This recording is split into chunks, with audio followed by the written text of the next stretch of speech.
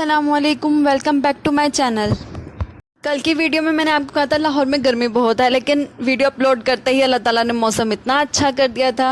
मौसम तो अच्छा हो गया, लेकिन हर जगह पानी ही पानी खड़ा है, वो भी ख़त्म हो ही जाएगा।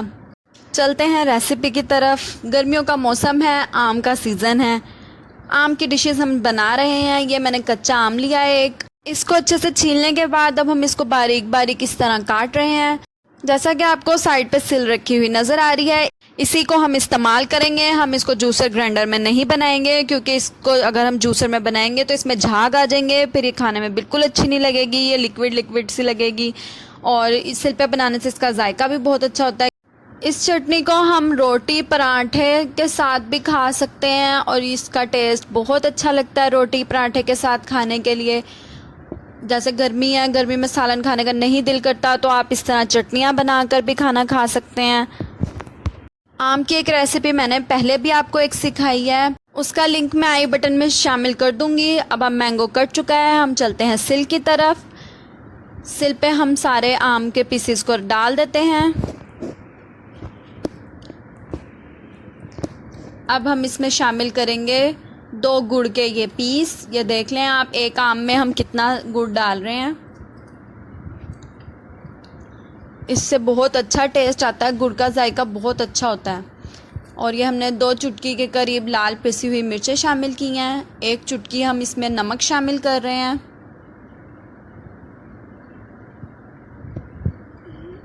अब हम इसमें चीनी शामिल करेंगे 3 टेबलस्पून। क्योंकि हमने इसमें गुड़ शामिल किया, इसलिए हम चीनी थोड़ी कम डालेंगे। आम तो खट्टा ही है, लेकिन चीनी और गुड़ शामिल होकर इसका टेस्ट लेवल कर देंगे।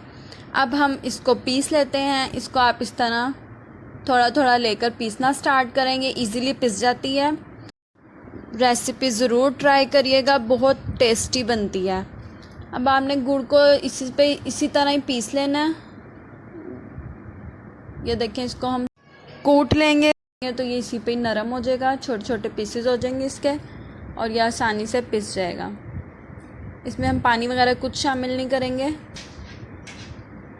ये देखें, ये पिस चुकी है हमारी चटनी।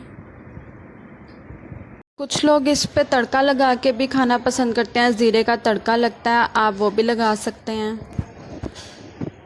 मैं इस पे तड़का नहीं लगाऊंगी, क्योंकि हमारे घर में इसी तरह ही खाई जाती है। वीडियो अच्छी लगी हो तो शेयर ज़रूर करिएगा और लाइक करना ना भूलिएगा। Thanks for watching.